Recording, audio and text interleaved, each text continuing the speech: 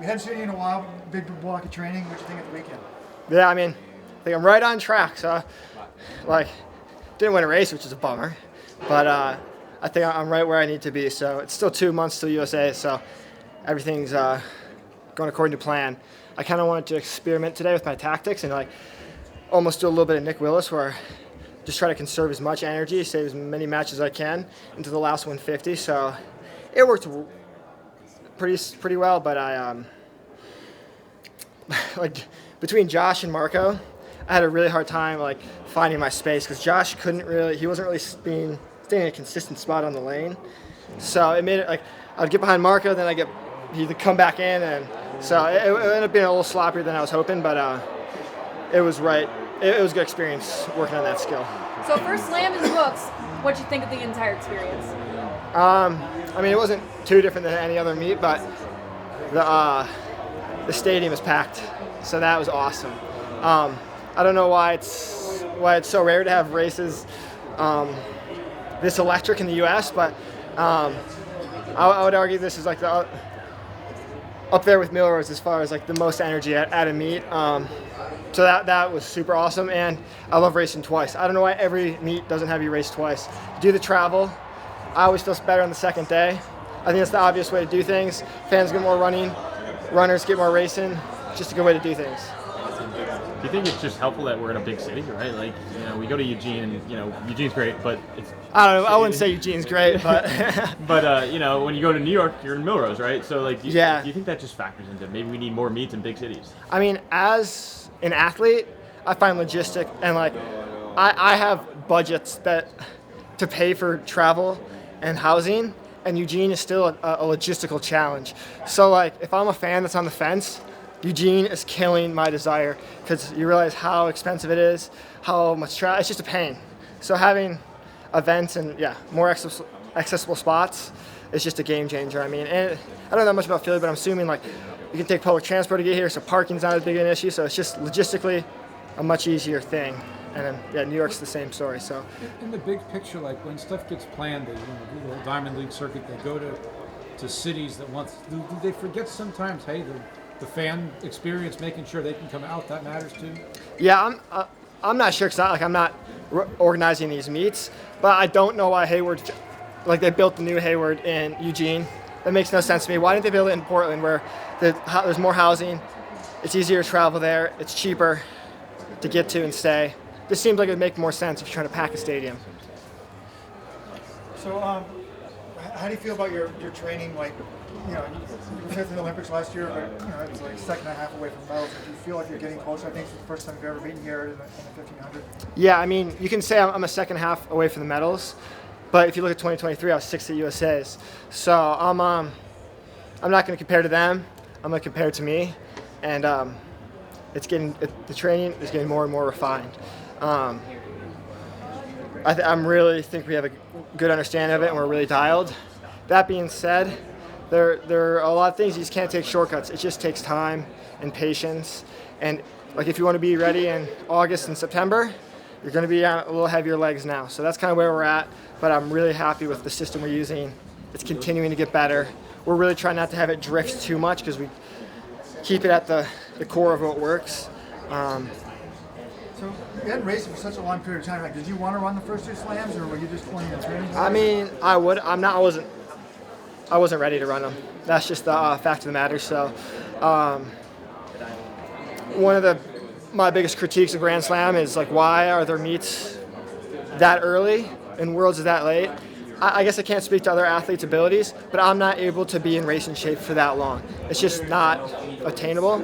So, like, I just decided to wait till I was more competitive. I'm still not all the way cooked, but I was able to be competitive and in the mix. So you're feeling good about things? Yeah, I mean, don't get me wrong. I think I got fifth or sixth. Like, that's not great, but I was competitive in both races, so that's what will count. But USA is still a while away. The goal is a team and a medal. And 15, I think. I was really hoping to run a 5 this year. My girlfriend was in a bike accident in mid-March, so that kind of delayed my fall, just all the stress of that.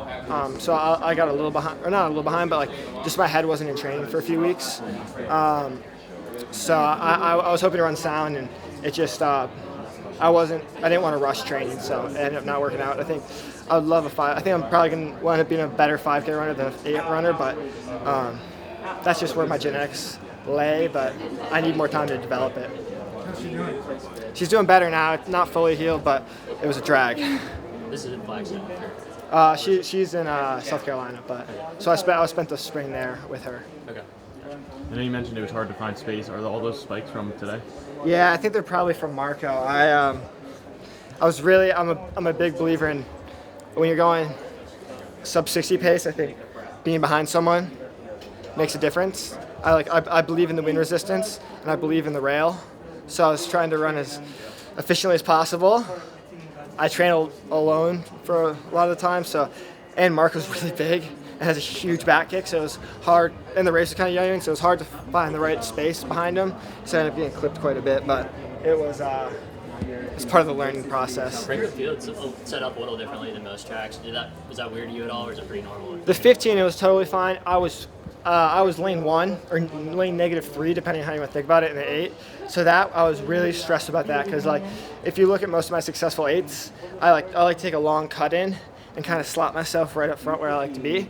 But I don't have that luxury, because like you're cutting right, getting pinched into the pack, so you don't have infinite. Like you kind of got to settle either front or back, otherwise you'll get pinched at the merge at the zipper. So that was really stressful, and I think like I'm a believer in like you get a few seconds of free energy, so it's like good to get out hard at the start of an 8. However, I think I got greedy and pushed that too long, so that kind of cost me to burn a match, which I think I felt the last 250. But if you're an aerodynamics expert, what do you think of Faith Kipyegon's sub 4 attempt? Like how much you take the pacing will help her if she's run 407? Yeah, I mean, I don't know how much she ran. Well, also I don't know how you're going a little slower, so I don't know the math on it. But the physiologist we work with, Dr. Jeffrey Burns, has a degree in engineering, so he says it's roughly a second a lap at 3:30 pace, give or take. So I'm sure it's quite a bit less at that, but it does make a difference. I really think the fastest way to do it was if she got behind a big person on a bike. But I have no clue about that. If anyone can do it, it's her. But I don't know what formation they're doing. But I'm sure if they blocked it completely, that would be worth quite a bit. It'd be like running on a treadmill. Are you gonna watch the attempt? Of course, I'm a huge track fan. Yeah, wouldn't miss it. The 8:15 double is nothing new to you. Do you think that was a bit of an advantage going into this Grand Slam? No, I wish. I think everyone's used to doubling for rounds. I mean, I think Cole, Josh, Marco, Yared all have great resolve and great poise. So they're generally pretty hard to shake, and I mean, it's not that challenging at the end of the day. So it was nice having the experience, but I don't think it gave me any advantage, especially since they've all done it twice already. What's the rest of your summer look like?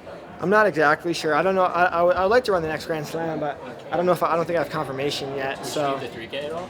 I would love to do the 3K. I wish it was 3 days. I would like to do, if I could choose, I would just race 3 days in a row, 8, 15, 3K, but I don't think that's possible. But would you do a 3K, 5K if they kept it back-to-back days? Maybe. I don't know how well. Yeah, I would do that. I'm not. Compared to Nico and Grant, I'm nothing. They got V12s, I got a V8 or V6. So. What was going through your mind in those final 300s when the entire field started to kick?